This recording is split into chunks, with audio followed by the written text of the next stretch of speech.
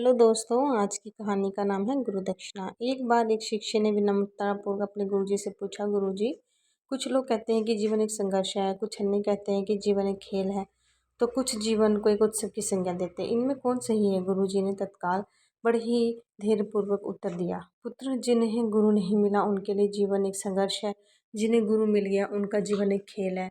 और जो लोग गुरु द्वारा बताए गए मार्ग पर चलने लगते हैं, मात्र वे ही जीवन को एक उत्सव का नाम देने का साहस जुटा पाते हैं।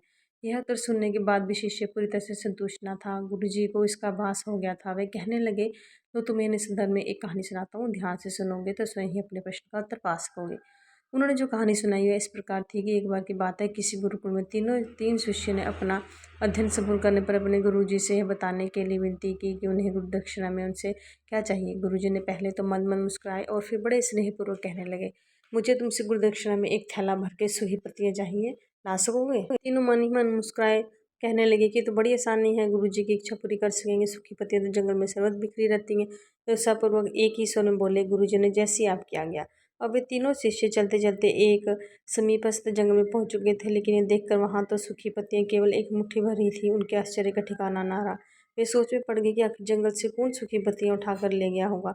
इतने में उन्हें दूर से आता हुआ कोई किसान दिखाई दिया। वह उनके पास पहुंचकर उनसे विनम्रतापूर्वक याचना करने लगे कि वह उन्हें केवल एक थैला और सूखी पत्तियां दे। अब किसान ने उनके याचना करते हुए उन्हें यह बताया कि वह उनकी मदद नहीं कर सकता, क्योंकि उसे सूखी पत्तियों का ईंधन के रूप में पहले ही उपयोग कर लिया था। अब वे तीनों पास में ही बसे एक गांव की ओर इस आशा में बढ़ने लगे कि हो सकता है वहां उस गांव में उनकी कोई सहायता कर सके। वहां पहुंचकर उन्होंने जब एक व्यापारी को देखा तो बड़ी उम्मीद से उन्हें थैला भर सूखी पत्तियां देने के लिए प्रार्थना करने लगे।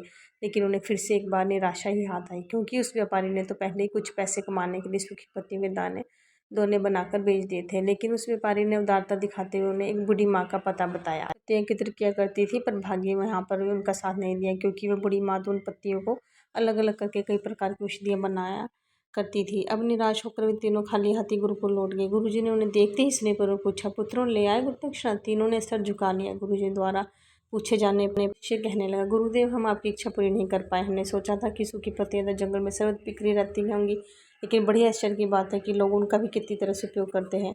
गुरुजी फिर पहले की तरह मुस्कुराते प्रेम पूर्वक बोले, निराश क्यों होते हो, प्रसन्न हो जाओ। ज्ञान की सूखी पत्तियां व्यर्थ नहीं हुआ करती, बल्कि उनके अनेक उपयोग हुआ करते हैं। मुझे गुरु दक्षिणा में दे दो। तीनों शिष्य गुरुजी को प्रणाम करके खुशी खुशी अपने अपने घर की ओर चले गए। वह शिष्य जो गुरुजी की कहानी एकाग्रित होकर सुन रहा था, अचानक बड़े उत्साह से बोला, गुरुजी, अब मुझे अच्छी तरह से ज्ञात हो गया कि आप क्या कहना चाहते हैं। आपका संकेत वस्तुतः इसी ओर है ना कि सर्वत्र सुलभ सूखी पत्तियां भी निरर्थक या बेकार नहीं होती हैं। तो फिर हम कैसे किसी भी वस्तु व्यक्ति को छोटा और महत्वहीन मानकर उसका तिरस्कार कर सकते हैं। चींटी से लेकर हाथी तक, सुई से लेकर तलवार तक, सभी का अपना अपना महत्व होता है।